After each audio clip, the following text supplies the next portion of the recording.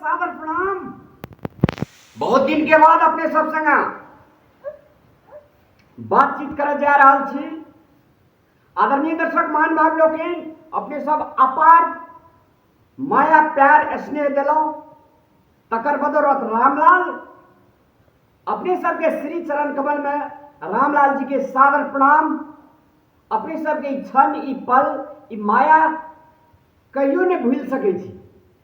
नहीं, अपने सबका बहुत दिन के बाद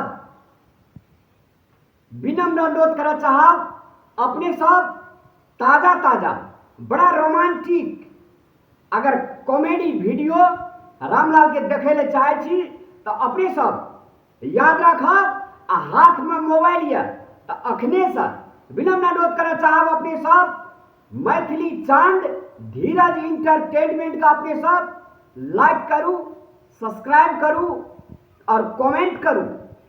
और नया नया बड़ा कॉमेडी से भरल अपने सबका अगर वीडियो देखबाक हुआ सब दिन तो रामलाल अपने सबके लेल हरदम हाजिर रहत।